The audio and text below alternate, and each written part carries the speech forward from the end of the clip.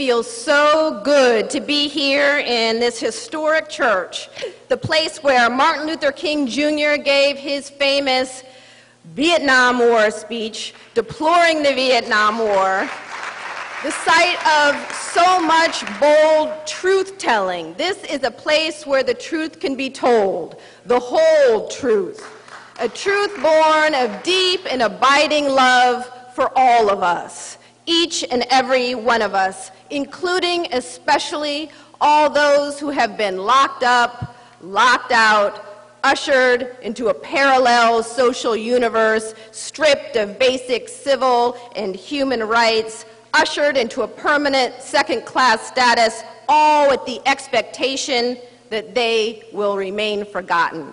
So I want to thank all of you who are here today, who are here to prove that no one, not one of us, will be forgotten, and to join in this movement for justice, a movement that did not begin today or yesterday or last year, but a movement that began when the first slave made his run for freedom, believing that another life was possible, and believing that it was risking all for. I believe that this movement that has laid dormant in many communities for years, I believe it is a sleeping giant that is about to rise again. But before I get carried away here, I want to pause and say a special thanks to a few of the people who made this event possible. Many people ought to be thanked, but I know we don't have time for all of that. So first and foremost, I want to thank Jazz Hayden. Jazz.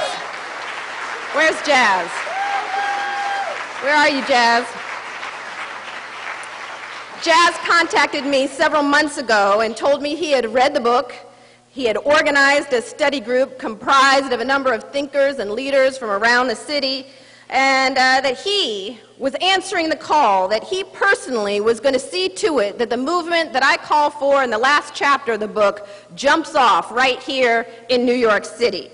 And if anyone is proof that one person can make a difference, it is Jazz. Jazz Hayden is it. He's one of the people that's not supposed to amount to anything, that we collectively are supposed to forget about. But after being released from prison, Jazz refused to be cowed by the shame of the felon label, and he stood tall and devoted himself to the work, the hard work on behalf of all those who have been forgotten, campaigning for voting rights, for parolees, and for felons, and he became the lead plaintiff in a case challenging disenfranchisement of parolees, and now he's spearheaded the organizing effort to make this event possible. Nobody taught him how to do any of this. He is, as they say, making the way by walking. So please give a round of applause to Jazz Hayden.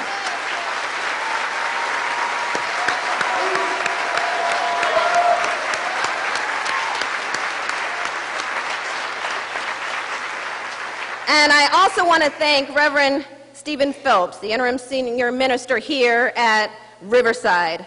Reverend Phelps was one of the first people in the faith community, a faith leader, who reached out to me and contacted me after the book was first released. This was before he had come to Riverside.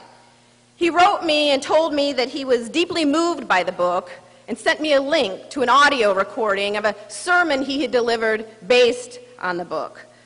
And I listened to it, and it nearly brought me to tears, and I was blown away, and I immediately wrote him back and said, thank you for giving this book a soul. And Reverend Phelps said, whatever you need me to do in this movement, just say the word. Well, several months later, he comes to Riverside Church, where, quite by coincidence, Jazz Hayden is toiling away with his study group and organizing an event around the new Jim Crow. And I myself don't believe much in coincidences, and so I want to thank God for bringing us all here today to do the work that the freedom fighters who came before us had only just begun. We have our work cut out for us. Appearances in America are very deceiving, lulling people to sleep about what has really been going on. It does look good from a distance. There's Barack Obama, our nation's first black president, standing in the Rose Garden, looking handsome, dignified, and in charge.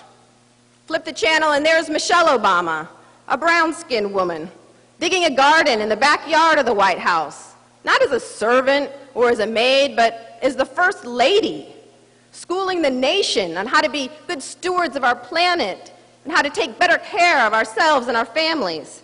Flip the channel again and there's the whole Obama family exiting Air Force One, descending the flight of stairs, a gorgeous black family living in the White House, ruling America, cheered by the world. Then you drive a few blocks from the White House and you find the other America. You're wondering what wrong turn was made and how you managed to miss the promised land, though you had reached for it with all your might. A vast new racial undercaste now exists in America, though their plight is rarely mentioned on the evening news. Obama won't mention it. The Tea Party won't mention it. Media pundits would rather talk about anything else. The members of the undercaste are largely invisible to most people who have jobs, live in decent neighborhoods, or zoom around in freeways past the literal and virtual prisons in which they live. Many people are reluctant to admit it, but today, in the so-called era of colorblindness, and yes, even in the age of Obama, something much like a caste system is alive and well in America. The mass incarceration of poor people of color today is tantamount to a new caste system when specifically designed to address the social, political, and economic challenges of our time. It is the moral equivalent of Jim Crow. Now, there was a time, I have to confess, that I rejected this kind of talk. I thought people who made comparisons between mass incarceration and Jim Crow or mass incarceration and slavery were engaging in exaggerations, distortions, hyperbole.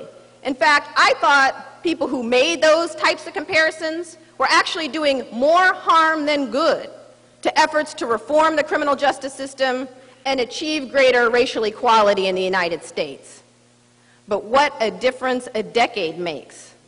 For after years of representing victims of racial profiling and police brutality and investigating patterns of drug law enforcement in poor communities of color and attempting to assist people, quote unquote, re-enter into a society that never seemed to have much use for them in the first place, I had a series of experiences that began what I call my awakening.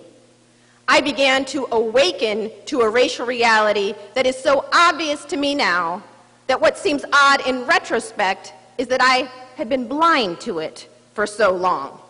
I state my basic thesis in the introduction where I write, quote, "What has changed since the collapse of Jim Crow has less to do with the basic structure of our society than the language we use to justify it.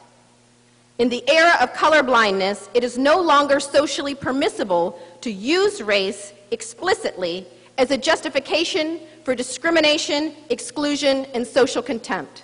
So we don't. Rather than rely on race, we use our criminal justice system to label people of color criminals and then engage in all the practices that we supposedly left behind. Today, it is perfectly legal to discriminate against criminals in nearly all the ways in which it was once legal to discriminate against African Americans. Once you're labeled a felon, the old forms of discrimination, employment discrimination, housing discrimination, denial of the right to vote, and exclusion from jury service, suddenly legal. As a criminal, you have scarcely more rights and arguably less respect than a black man living in Alabama at the height of Jim Crow. We have not ended racial caste in America, we have merely redesigned it." Now, like I said, I reached this conclusion reluctantly. I resisted it. But over the course of some years, I had an awakening. And there were a number of experiences that helped to open my eyes and admit what was really going on. but one in particular I will never forget. It involved a young African-American man, probably no older than 19. He walked into my office, actually my conference room, one day while I was the director of the Racial Justice Project for the ACLU in California. We had launched a major campaign against racial profiling. We called it the Driving While Black or Brown campaign. It eventually became a national campaign of the ACLU. And we had put up billboards with hotline numbers for people to call if they had, if they believed they had been stopped or targeted by the police on the basis of race. And we had already sued the California Highway Patrol for racial profiling and their drug interdiction practices, but we were planning to sue other law enforcement agencies in the Bay Area as well. And this young man comes into my office. I'm spending my afternoon interviewing one young black man after another who's been stopped, searched by the police for no apparent reason other than race. He comes into my conference room and he's got a stack of papers like this. He has documented a pattern of stops and searches that he's experienced over a period of 9 months with extraordinary detail. He has times, dates, witnesses, names of officers, in some cases badge numbers, extraordinary amount of detail, documenting a pattern of discrimination he'd experienced in his neighborhood. And on top of that, he was a good-looking young man. He was well-spoken and charismatic, and I thought to myself, this is my dream plaintiff. This is the one we've been waiting for. And so I'm talking to him, getting excited, and then he says something that has me pause, and I said, wait, did you just say you're a felon? You're a drug felon? And he gets quiet, and he says, I have a felony, I have a drug felony, but listen, I was framed, I was set up. The police planted drugs on me, and they beat up me and my friend, and he starts telling me this big, long story about how he was set up, and the police planted drugs on him, and this whole long thing, and I stopped listening. I just said, you know what, I'm sorry, we cannot represent you if you have a felony. The media will be all over you saying, of course the police should be keeping an eye on you because you have a felony, that you're exactly the kind of guy they should be stopping and searching. We can't put you on the stand. They'll use your criminal record against you on the stand. I'm so sorry, but we're not going to be able to represent you. And he becomes increasingly agitated, trying to explain, and then he becomes enraged. And he says to me, you're no better than the police. Minute I tell you I'm a felon, you just stop listening. You can't even hear what I have to say. He says, what's to become of me? I can't get a job. I'm living in my grandma's basement right now because nowhere else will take me in. I can't even take care of myself as a man. I can't even get food stamps today. What's to become of me? What's to become of me? He said, good luck trying to find one young black man in my neighborhood they haven't gotten to yet. They've gotten to us already. You're no better than the police. And he snatches those papers and starts ripping them up. Little pieces, throwing them around the conference room, walking out saying, you're no better than the police. He takes off. Well, several months after that, I'm doing a public access television show in his neighborhood. We were in the process of trying to organize several thousand people to attend a demonstration protesting then Governor Davis's refusal to sign racial profiling legislation. And we were organizing thousands to get on buses and go to this demonstration, so I'm doing a live public access television show out of his neighborhood. And as soon as the show ends, he bursts in, carrying this dirty plotted plant. And he forces it into my arms, and he's emotional, nearly on the verge of tears. And he says, I'm here to just say I'm sorry. I'm sorry. I see you out there working for our people. I shouldn't have treated you that way. I shouldn't have treated you with that disrespect. I'm here to say I'm sorry. I would have bought you some flowers, but I'm still living at my grandma's. I snatched this plant off of her front porch here. Hands me the plant, turns around and runs away. I chase after him. He jumps into a big beat-down car and disappears. Several months after that, I'm in my office, open up my newspaper, and what's on the front page? The Oakland Riders police scandal is broken. Turns out that a gang of officers, otherwise known as a drug task force, had been roaming his neighborhood, planting drugs on people, beating suspects up, and who is identified as the main officer but the officer he had identified to me as having planted drugs on him and beat him up and his friend. And that's when the light bulb in my head finally started to go on, and I said to myself, he's right about me. I am no better than the police. The minute he told me he was a felon, I stopped listening. I couldn't hear what he had to say. And that was the beginning of me beginning to ask myself some hard questions as a civil rights lawyer. How was I actually replicating the very forms of discrimination, exclusion, and marginalization that I was supposedly fighting against? And I also started to question our strategies. I shouldn't have woken up just because he was innocent. The point is that there are millions of folks whose voices aren't being heard and whose stories are not being told because they've been branded criminals, branded felons, and we as a nation have decided they are unworthy of our care and concern. And that was the beginning of my journey of listening more carefully to the stories of people cycling in and out of prison, and also doing an enormous amount of research to try to understand why was it that we hadn't been able to find one young black man in his neighborhood they hadn't gotten to yet. What was really going on? And what I learned over those years blew my mind. I discovered that most of what I thought I knew about the criminal justice system was sheer myth. Here are the facts, a few of the facts I uncovered in the course of my work that I describe in the book.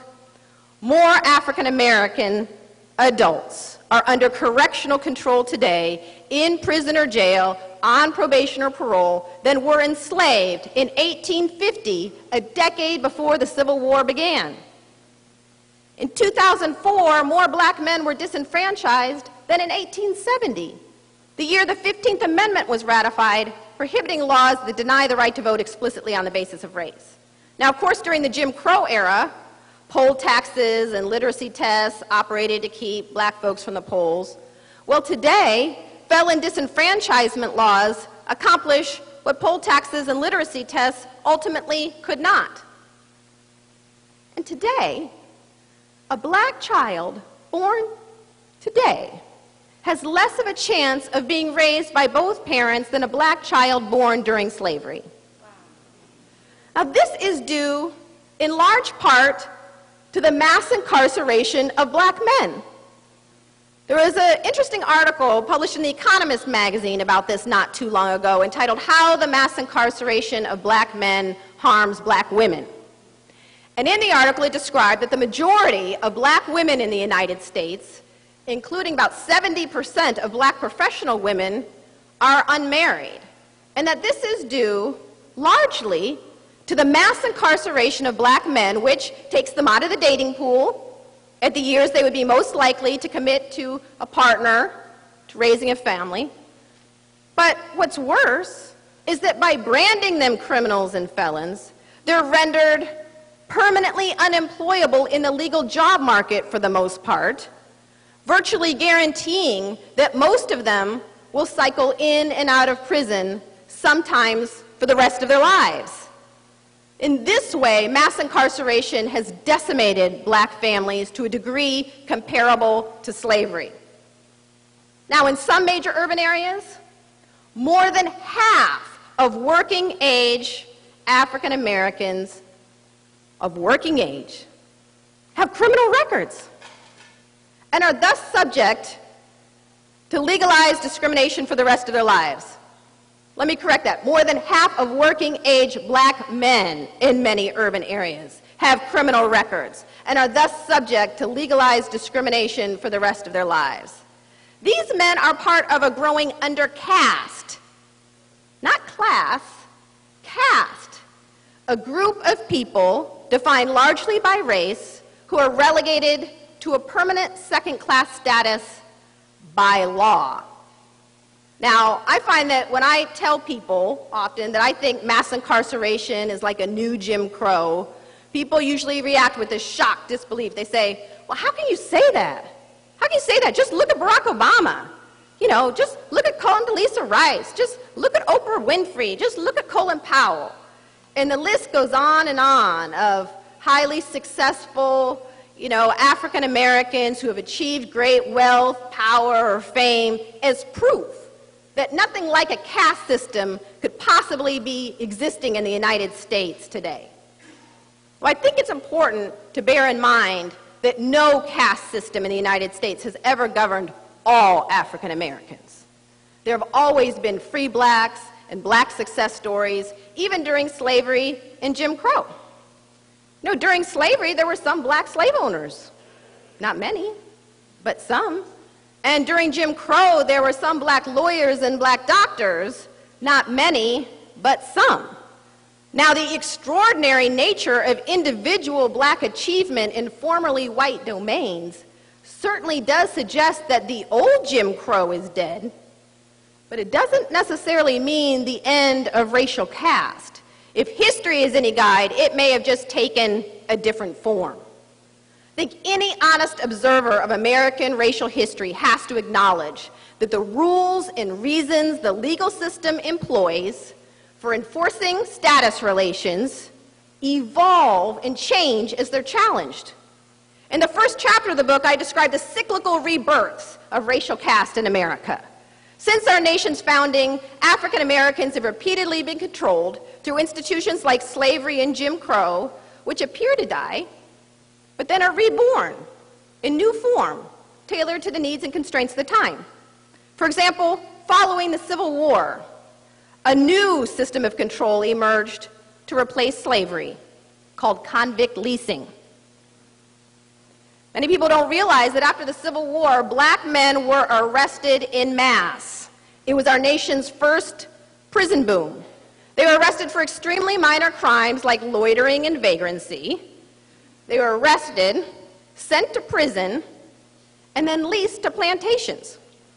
Sometimes the very plantations from which they had been freed or their parents had been freed. Now, the idea was that they were supposed to earn their freedom, but the catch was they could never earn enough to pay back the plantation owner the cost of their food, clothing, or shelter to the plantation owner's satisfaction, and so they were effectively re-enslaved, sometimes for the rest of their lives. Douglas Blackman has written an excellent book about this phenomenon called Slavery by Another Name, about the rebirth of slavery in the South following the Civil War. Well, I believe our criminal justice system has been used once again to effectively recreate caste in America. Now, I'm sure there's at least one person, probably more, in this room who's thinking, what is she talking about? Our criminal justice system isn't a caste system, it's a system of crime control. If black folks would just stop committing so many crimes, they wouldn't have to worry about being rounded up, locked up, and stripped of their basic civil and human rights. And therein lies the biggest myth about mass incarceration, namely that it's been driven by crime or crime rates. It's not true. It's absolutely not true. Our prison population quintupled in 30 years, went from about 350,000 to well over 2 million for reasons that have stunningly little to do with crime or crime rates. Over the past 30 years, crime rates have fluctuated, have gone up, have gone down. Today, as bad as they are in many parts of the country, crime rates are actually at historical lows. But incarceration rates have consistently soared, especially black incarceration rates. Most criminologists and sociologists today will acknowledge that crime rates and incarceration rates in the United States have moved independently of one another. Incarceration rates have soared regardless of whether crime was going up or down in any given community or the nation as a whole. So what does explain this explosion in incarceration, in black and brown incarceration in the United States, if not crime rates? Well, the answer is the war on drugs and the Get Tough movement, the wave of punitiveness that washed over the United States. In fact, drug convictions alone accounted for about 2/3 of the increase in the federal system and more than half of the increase in the state system between 1985 and 2000, the period of the drug war's greatest escalation. Now, to get a sense of how large a contribution the drug war has made to mass incarceration, consider this. There are more people in prison and jail today just for drug offenses than were incarcerated for all reasons in 1980. Drug convictions have increased more than 1,000% since the drug war began. And here in New York City, where possession of marijuana is supposedly decriminalized, more than 50,000 people were arrested for marijuana possession just last year. 536,000 people have been arrested for marijuana possession since 1996, sweeping extraordinary numbers of people into the criminal justice system, right here in a city that has supposedly decriminalized marijuana possession. Now, most Americans violate drug laws in their lifetime. Most do. But the enemy in this war has been racially defined. The drug war, not by accident, has been waged almost exclusively in poor communities of color, despite the fact that studies have now shown for decades that people of color are no more likely to use or sell illegal drugs than whites, or sell. Now that defies our basic stereotype of who a drug dealer is, as some, black kid stand on the street corner with his pants sagging down. And plenty of drug dealing happens in the hood, but it happens everywhere else in America as well. A kid living in rural Kansas doesn't drive to the hood to get his marijuana or his meth or his cocaine. No, he gets it most likely from someone of his own race down the road. In fact, where significant differences in the data can be found, they frequently suggest that white youth are more likely to engage in illegal drug dealing than black youth. But that's not what you would guess by taking a peek inside our nation's prisons and jails, which are overflowing with black and brown drug offenders. In some states, 80 to 90% of all drug offenders sent to prison have been African American.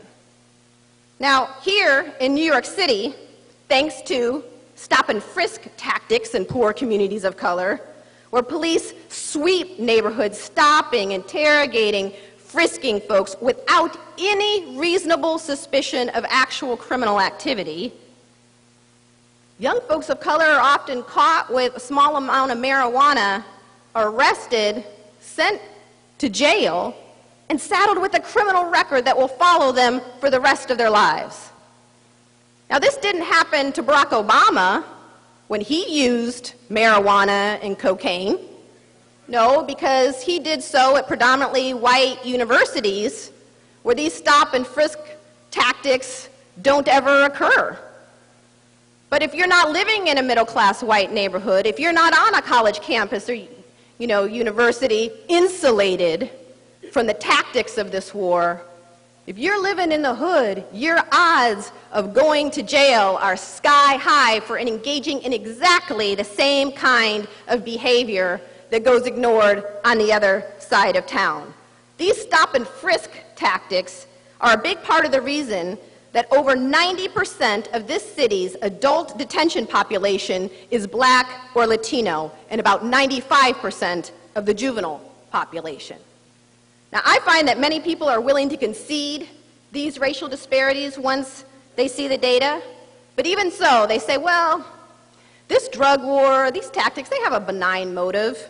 It's motivated over concern about violent crime. It makes sense to wage the drug war in these ghetto communities because that's where all the violent offenders and drug kingpins can be found. Indeed, most people seem to think that the war on drugs was declared in response to the emergence of crack cocaine in inner city communities and the related violence. For a long time, I believed it too, but it's not true.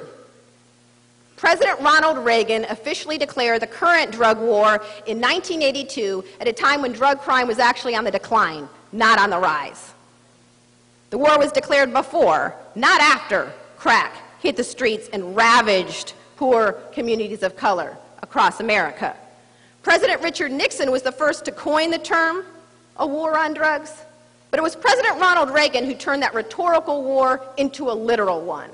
And at the time he declared that war, drug crime was actually on the decline, not on the rise. Now, why declare a drug war when drug crime's on the decline and less than 2% of the American population identifies drugs as its most pressing concern?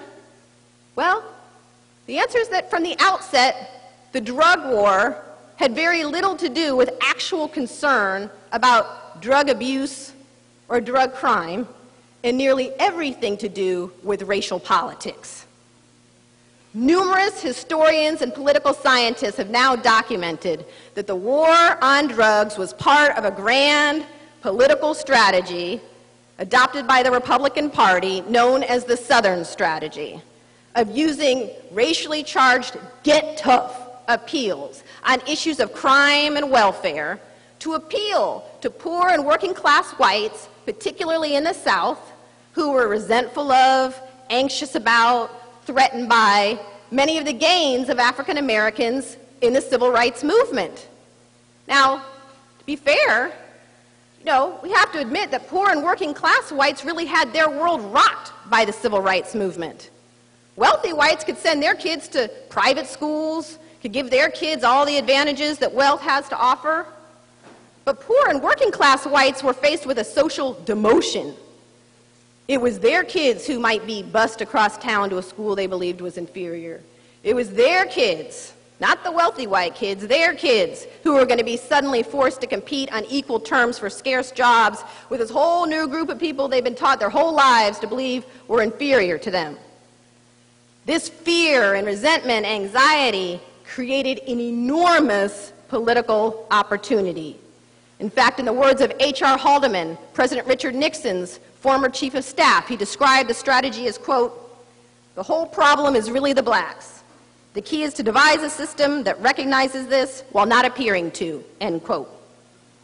Well, they did. A couple years after the drug war was announced, crack hit the streets in inner city communities, and the Reagan administration seized on this development with glee, actually hiring staff whose job it was to publicize inner city crack babies, crack dealers, the so-called crack whores, and crack-related violence in the hopes of making crack a media sensation, which they believed would bolster public support for a drug war they had already declared and persuade Congress to devote millions more dollars to waging it.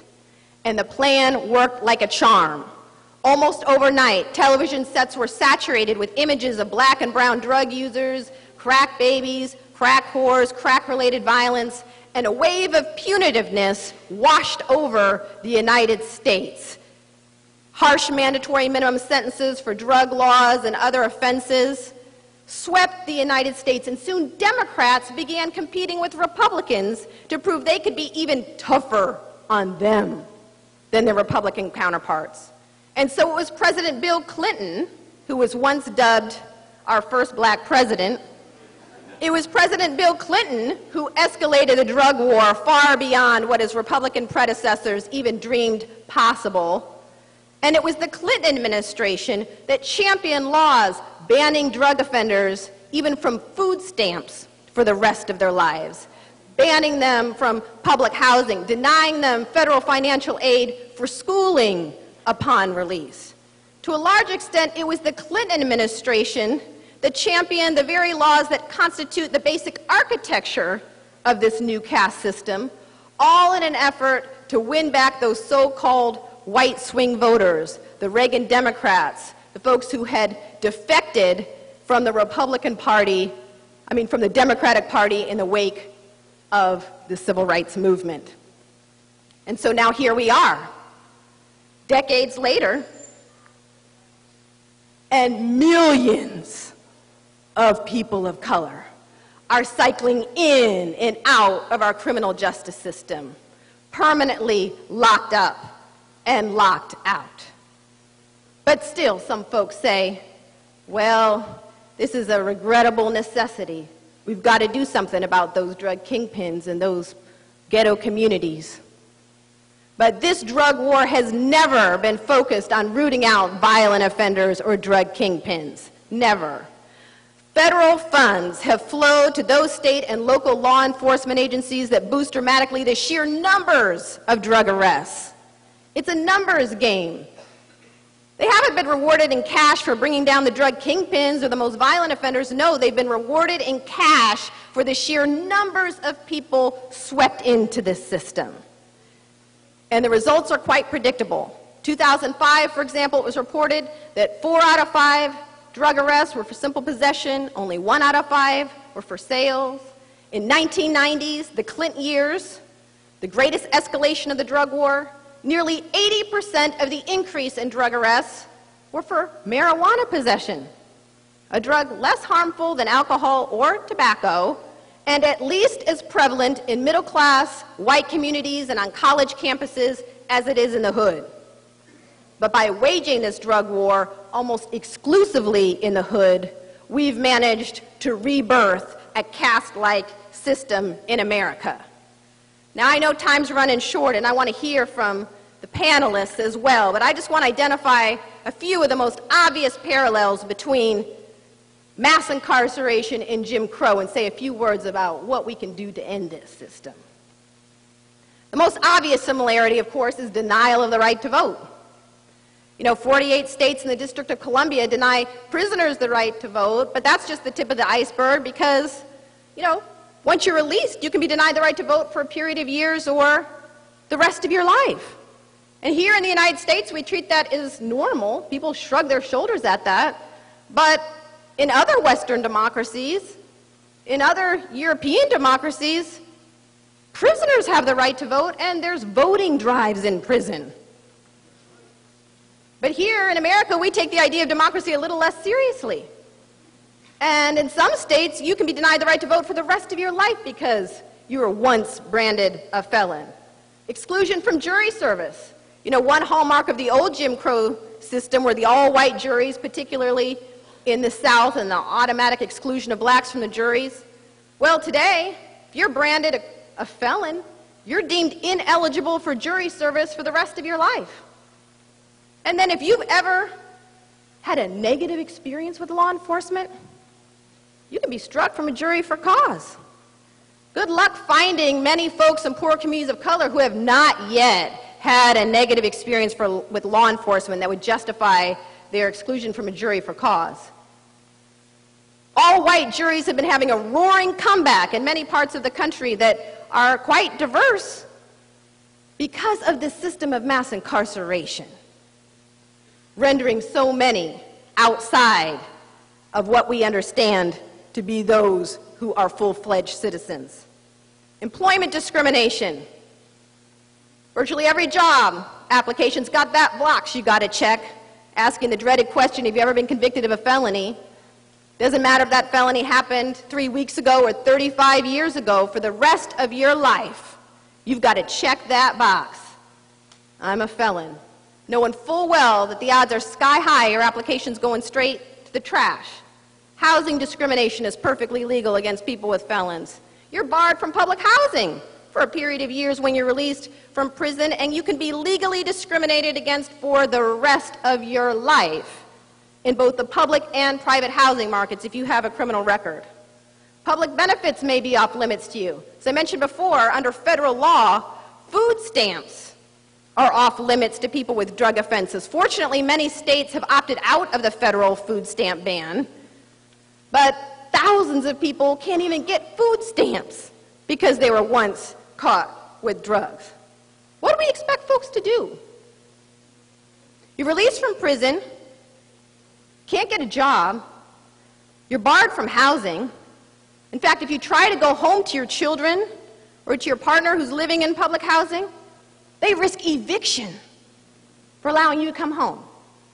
Food stamps may even be off limits to you. You can't feed yourself. What do we expect folks to do? Well, apparently what we expect them to do is to pay hundreds or thousands of dollars in fees, fines, court costs, accumulated back child support, which continues to accrue while you're in prison, and then in a growing number of states, you're expected to pay back the cost of your imprisonment. And then get this.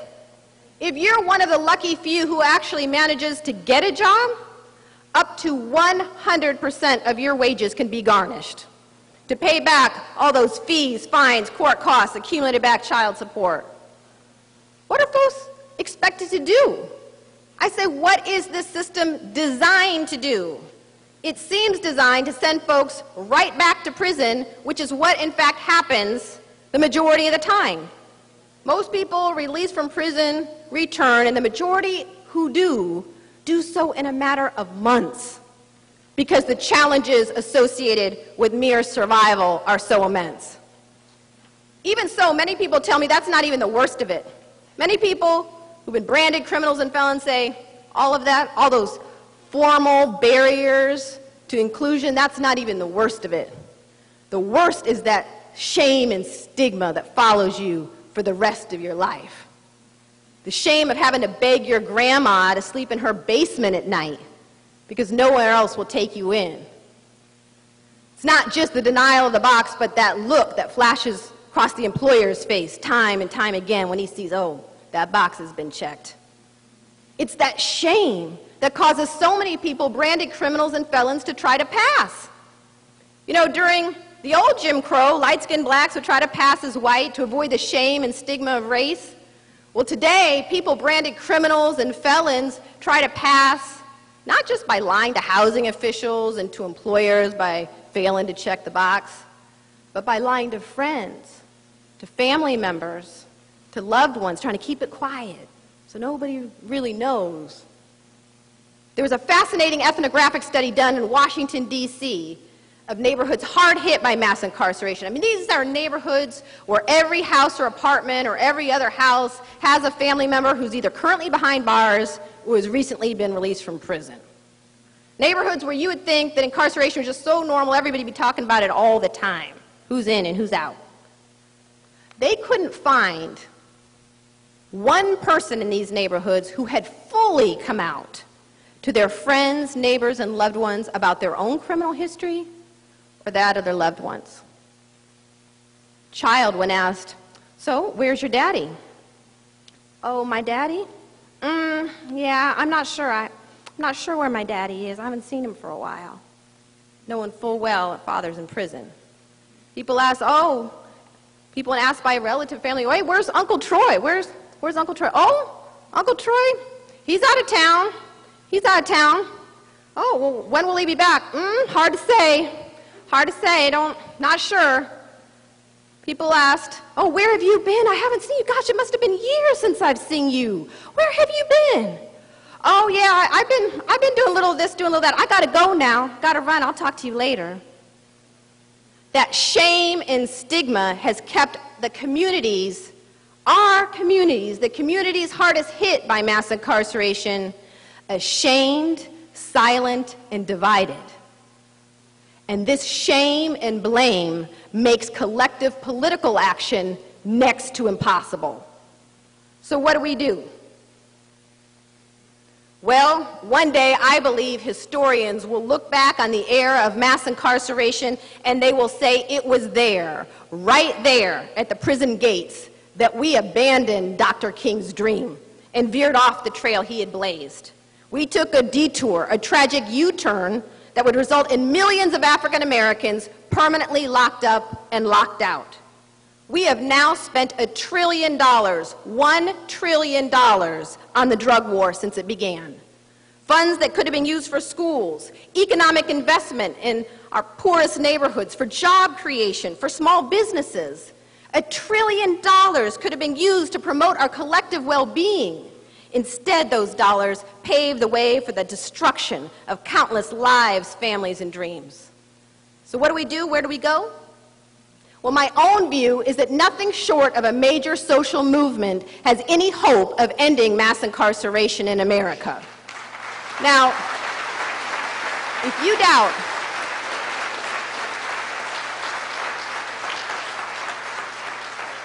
you doubt such a movement is necessary, consider this.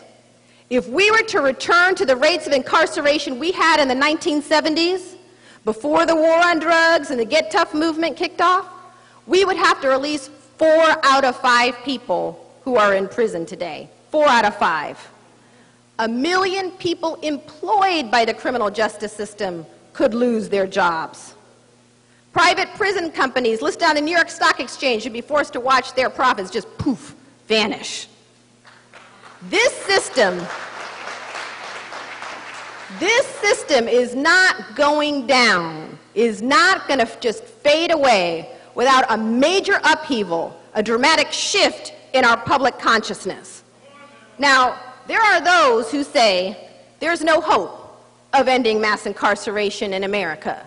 Just as many were resigned to Jim Crow in the South, today, many people view the millions cycling in and out of our nation's prisons and jails as an unfortunate but inalterable fact of American life. Now, I know that Dr. King and Ella Baker and Sojourner Truth and the many other freedom fighters who came before us would not have been so easily deterred. And it's time for us to pick up the baton. We must be willing to continue the work.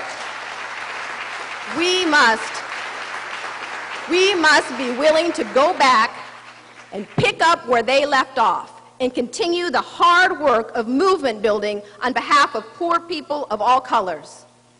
In 1968, Dr. King told advocates that the time had come to transition from a civil rights movement to a human rights movement.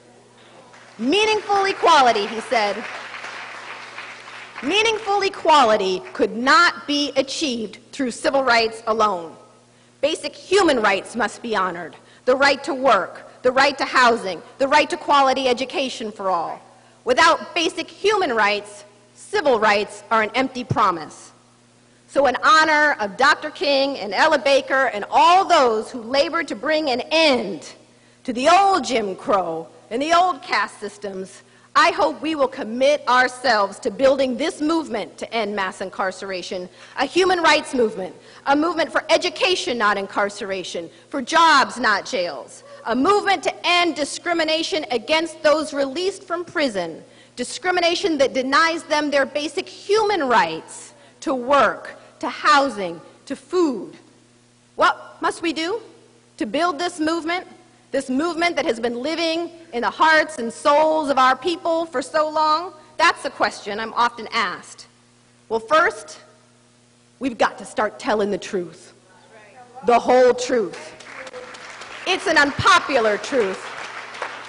It's America's most inconvenient truth, but is the truth nonetheless. We've got to be willing to break the silence. We've got to admit out loud that we as a nation have managed to rebirth a caste system in America. And we've got to start admitting our own criminality out loud so that those who are returning home from prison are not so isolated and stigmatized. Truth is, we're all criminals. All of us. If you're an adult, you've broken the law at some point in your lives. You drank underage. You may have experimented with drugs, illegal drugs. Or, I often say, if the worst thing you've ever done in your unadventurous life is speed 10 miles over the speed limit on the freeway, you've put yourself and others at more risk of harm than someone smoking marijuana in the privacy of their living room. But there are people in the United States doing life sentences for first-time drug offenses. The United States Supreme Court, in a case called Harmland versus Michigan, ruled that it is not unconstitutional, it does not violate the Eighth Amendment ban on cruel and unusual punishment to impose life imprisonment on a first-time drug offense, even though such a thing is virtually unheard of anywhere else in the world.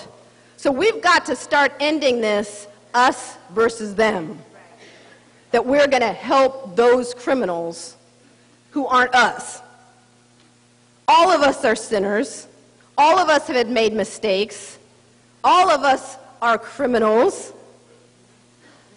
And question is, are we willing to still love one another despite our failings and our mistakes? Now, I want to be clear. I want to be clear that when I'm talking about love, I'm not talking just about love for those people who have committed crimes like we may have committed. You know, I'm not talking about caring about or loving people who have committed crimes that we think not so bad. I'm talking about the kind of care and love that keeps on loving no matter who you are or what you have done. It's that kind of love that is needed to build this movement. Because we've got to build an underground railroad. We've got to build an underground railroad for people returning home from prison, helping to save people one by one, helping them find food and shelter and work. But just like during the days of slavery, it wasn't enough to build an underground railroad. You had to work for abolition. Today, it's not enough to help folks one by one. We've got to work to end this system of mass incarceration. All of it. A human rights movement has to be born, one that takes seriously the basic humanity and dignity of all people. Yes, all people. This movement must be multiracial, multi-ethnic, and include poor and working class whites, a group that's consistently pit against poor folks of color, triggering the rise of successive new systems of control. This punitive impulse that swept the nation had its roots in racial anxiety, fear, and resentment. It was born with black folks in mind. But people of all colors are suffering and have been harmed by this war. So if we're going to succeed in bringing this system to an end, we've got to map the linkages between the suffering of African Americans in the drug war to the experiences of immigrants that are now being housed in cages. We are going to have to map and connect the dots between all the forms of discrimination and suffering as a result of the indifference we have to the others in this nation. But before this movement can get underway, a great awakening is required. We've got to awaken from our colorblind slumber to the realities of race in America. And we've got to embrace those labeled criminals, not necessarily all their behavior, but them, their humanness. For it has been the refusal and failure to recognize the basic dignity and humanity of all people that has formed the sturdy foundation for every caste system that has ever existed in the United States or anywhere else in the world. It's our task, I firmly believe, to end not just mass incarceration, but to end this history and cycle of caste in America. Thank you so much for having me.